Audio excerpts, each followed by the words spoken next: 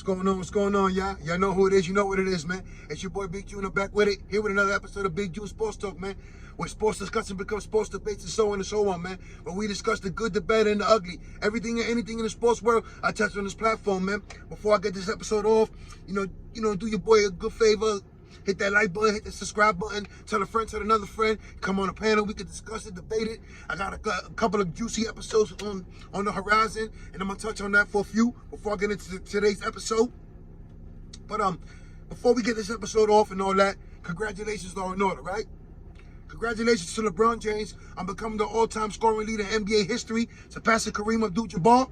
Another milestone and an accomplishment for the King James. So, you know, be on the lookout for that episode where we celebrate and serenade LeBron James for all his accomplishments and what he's meant for the game of basketball, right? So be on the lookout for that. I also got to touch on the Jordan versus LeBron debate, but this time I'm doing it through YouTube. I have one on the Anchor app, and shout out to Anchor app. You can check that out. Currently on all major platforms as well. So, you know, again, congratulations to LeBron James on surpassing Kareem Abdul-Jabbar as the all-time leader in scoring points in NBA history. So, while we doing the congratulations, let's keep going with the festivities, man. And yesterday was a great day to be a New York Jet fan, right? Not only did we secure an Offensive Rookie of the Year in Garrett Wilson, Defensive Rookie of the Year in Sauce Gardner, but we also had two of our greats elected to the Hall of Fame, right? And when I say that, congratulations to Revis Island on becoming the first ballot Hall of Famer. We all know what Revis Island did and all his accomplishments, but he was the number one or two, top three, however y'all want to go about it, cornerback at the game when he was playing.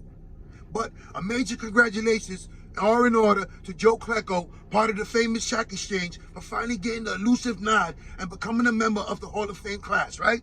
Congratulations to Joe Klecko, man. Long overdue. So again, it was a great day to be a New York Jet fan, and we all excited for this upcoming season. Hopefully Joe Douglas knocks out the draft and this free agency success, and where we need to be on that rising, right? So again, congratulations to LeBron James, congratulations to Joe Klecko, Darrell Revis, Garrett Wilson, and Sauce Gardner. You know, the sky's the limit for these young fellas, man. But you know the mantra, you know the theme of this platform, man, this platform is we discuss the good, the bad, and the ugly. Everything and anything in the sports world, I touch on this platform, man. So, you know, it's been a minute before I spotlighted some of the bad that actually happened in sports and some of these characters that partaking in the sports that we love to watch and root for. So, you know, overall, this character here, you know, had a successful NFL career. So I just gave you a hint. This episode is an NFL player. And it figures like I'm always doing an episode on a lot of the bad and the ugly when it comes to some of these NFL players, right? So I also did an episode on CTE, and you can check that out on my Anchor app days as far as my Smokers Lounge podcast days, right? On all major platforms as well. So I might have to revisit that CTE episode, right? When I, talk about the Aaron Hernandez, the Lawrence Phillips, the Javon Belcher, the Kansas City Chief linebacker who committed suicide after murdering his girlfriend. So, a lot of that has to come with some of the trauma and the blunt hits they've taken in their heads over the course of their careers, right? From college, high school, to the pros. So, again, I might have to revisit that CTE episode, right? So be on the lookout for that. Well, without further ado, man, this episode right here is called Safety in the Box. And what that means, we're talking about Darren Sharper, an all-pro safety. But this episode is not about what he accomplished on the field, on the gridiron. It's actually what he's done with life after football and where he's currently sitting at, right? So I'm going to get into all that. And, I had to clear my throat before I give y'all, the information I'm about to hit y'all with. After I did my due diligence, my research on what partaking, what actually happened with everybody involved in this situation, in these cases. Because it's cases. So, the mantra of this platform, the good, the bad, and the ugly. So with that being said, without further ado, Darren Sharper, born November 3rd, 1975. Played his college ball at William Mary, where he was drafted in the second round with the 60th pick by the Green Bay Packers, who he suited up for from 1997 to 2004, where he followed and played with the Minnesota Vikings, from 2005 to 2008. And finished his career off with the New Orleans Saints from 2009 to 2010. Now, let me give you some of his accomplishments on the football field.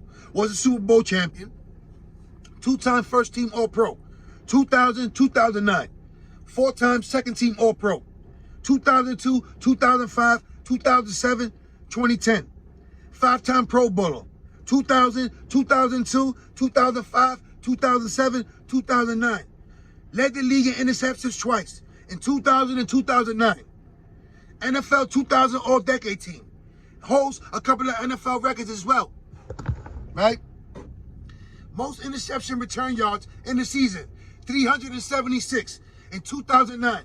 Most seasons leading the league in interception return yards, and he's done that 3 times, in 2002, 2005, 2009. Finished his career with 942 career tackles, 7.5 career sacks, 63 career interceptions, with 101 career pass defending. But again, this is not what he accomplished on the field. The Super Bowls, the Pro Bowl, the All-Pro, the All-Decade, you know, leading the league in interception return yards. This is what this man has done off the field. Life after NFL for Darren Sharper, right? On March 18th, 2011, a woman filed a criminal complaint against Darren Sharper with the Miami Beach PD, alleging they were possibly sexually assaulted after passing out on Sharper's condo in his couch and woke up to find their underwear missing. So let me slow that down again. They filed a complaint with the Miami PD that they possibly were sexually assaulted while they passed out on the couch in Darren Sharper's condo, when they woke up to find out that their underwear was missing. The women were currently on spring break from the University of Georgia. So these are some young, impressionable college girls looking to have a good time. And here's the All-Pro NFL, soon-to-be Hall of Fame. I don't know if he is or he gotten in, whatever the case might be, right? Here's Darren Sharper looking to have a good time as well. On March 17th, they were brought to the Sharper's condo by a mutual friend. So a friend of Darren Sharper's, as well as the young ladies from the University of Georgia, right? All decided to keep the party going and take the party to Darren Sharper's condo, right? The nightclub promoter, Oscar Payano, was told that they passed out in Darren Sharper's couch. Now, this is the mutual friend of both Sharper and the young ladies, right? One of the women claimed she woke up to a man attempting to place his penis in her mouth. So let's slow that down for a second. One of the women claimed she woke up with a man attempting to put his penis in her mouth. I mean, yeah, this is that type of episode, right? She alleged when she woke up again, a man was lifting her dress. So not only was a man trying to erect his penis in her mouth, insert his penis, he was also trying to unlift and take off her dress. She immediately woke up and told her friend, Payano, about the incident. Both women discovered that their underwear was missing and were taken to the hospital by Payano, where they underwent rape and examination, right? So they woke up, one trying to insert the penis in her mouth, trying to take the dress off her. They both discovered they both missing their underwear. They tell the mutual friend, Payano, about what was happening in Darren Sharper's condo, where he takes the 2 young ladies to the hospital where they undergo a rape examination. On March 23rd, Miami PD closed the investigation 5 days after the incident, right? Clear my throat. Miami PD records show no evidence that the detective in charge of the case sent the rape kits for detailed examination, had spoken to Darren Sharper, or had visited his condo where the alleged assault took place. So let me repeat this again. After concluding the investigation 5 days into it, Miami PD fails to show record of no evidence of the detective sending the rape kits to be examined, having to investigate or interrogate Darren Sharper, to having even taken a step into the condo where the assault took place.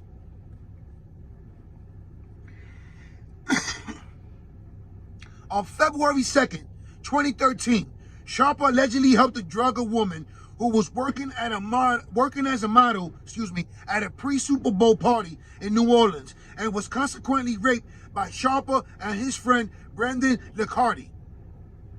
So February 3rd, working a pre-Super Bowl party, a young model was drugged, allegedly, by Darren Sharper and an accomplice, Brandon Licardi.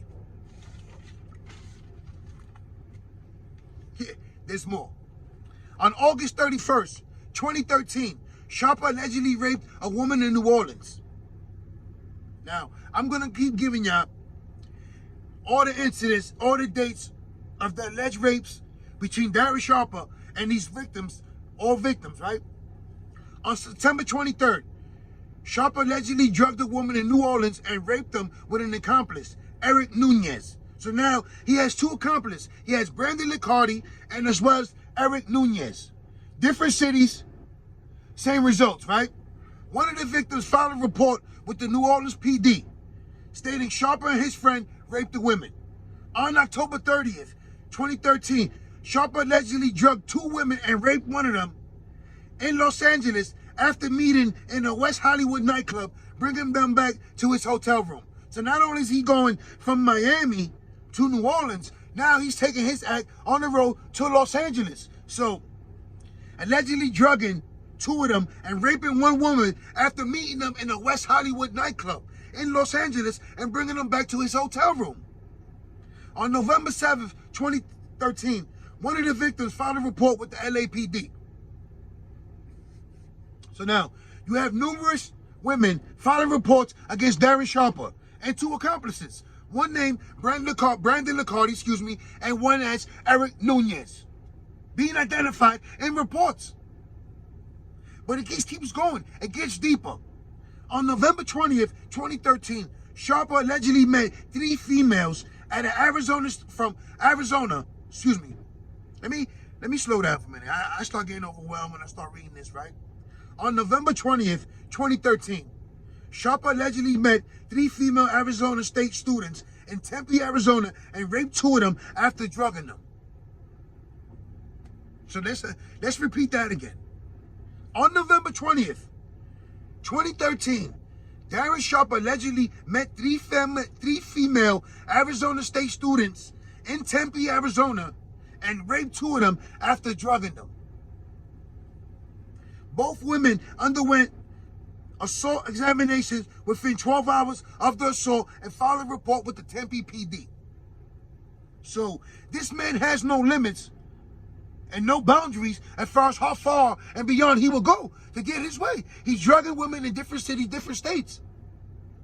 Students, the age range, University of Georgia, Arizona State students. Yeah, there's more. On January 14th, 2014, Darren Sharper allegedly met two women in West Hollywood nightclub and proceeded to take them to his hotel room, drug and rape one of them. Both victims reported the incident to the LAPD where they underwent rape examinations. So on January 14th, he continued on his vicious cycle of raping, drugging, meeting women in nightclubs and taking them back to his hotel room, where they filed a report.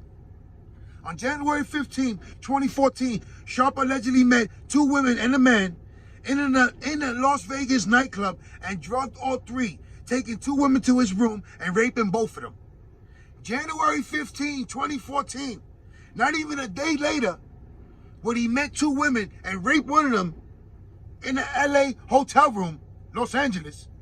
The very next day, in a Las Vegas nightclub, he drugs two women and a man, takes all three of them back to his hotel room and rapes the two women. Right? So like I mentioned, the aforementioned states and all that, he was prosecuted in California, in Louisiana, Arizona, as well as Nevada. Sharper had reached an agreement to resolve all of the charges against him. He appeared in LA on March 23rd to enter a guilty plea to sexual assault in Arizona by video conferencing and no contest in California to raping two women. He knocked out with a potent sedative mixed with alcohol. The Arizona judge immediately sentenced him to 9 years in prison with no chance of an early release. So swiftly, the Arizona judge moves and sentences Darren Sharper to 9 years in prison for the attacks for the rape on the three students from the Arizona State, right? On November 29th, 2016, Sharper was sentenced to 20 years by a Los Angeles judge, Michael Pastor. Sharper's plea deal allows serving half that time minus time already served. Sharper might be eligible for parole since raping an intoxicated person is a non-violent crime in the state of California. So now, let me read that wicked nugget once again. Sharper plea deal allowed him to serve half the time minus time already served since being eligible for parole. Since raping an intoxicated person is a non-violent crime in the state of California.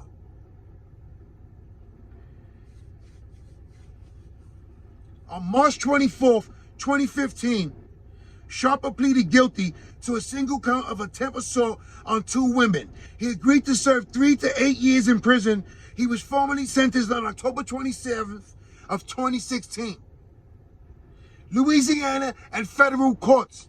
On May 29th, 2016, Sharper pleaded guilty in federal court to conspiracy to distribute alpidosium, I'll pronounce these drugs, with the intent to commit rape. He accepted a 9-year sentence in a plea deal for all charges against him. So now, in Louisiana, regular state and federal court, however, let me clear my throat for this one as well. However, on February 18th, 2016, U.S. District Judge Jane Treach Malazio rejected the deal, saying the court cannot accept this plea agreement and noted that the federal pre-sentence report calls for a range of 15 to 20 years. So swiftly, the judge objected in this matter, right? The U.S. District Judge Jane Treach Malazio, I pronounced your name wrong. On March 22nd, 2016, Judge Treach Malazio approved a new deal under which the proposed length of imprisonment fits the above range. So he was sentenced on August 18th of 2017 to 220 months, which is 18 years and 4 months, of incarceration, followed by 3 years of supervised release and $20,000 fine. So let me repeat that down and let's start breaking some of this stuff down, right? On August 18th, 2017, Sharper was sentenced to 220 months, which breaks down to 18 years and 4 months of incarceration, right? Followed by 3 years of post-supervision and a $20,000 fine. The following week, he was sentenced to 20 years by a Louisiana judge stemming from 3 counts of rape. All imprisonment will run concurrently. Time served count towards every charge in every state. So he dodged the bullet, right? Not getting it run consecutive, where he finished one sentence and has to start another one in a different state. All charges will run concurrent. All sentences will run concurrent. So he dodged a major bullet by that and was sentenced to 20 years, right? That's the largest number of all sentences so far, right?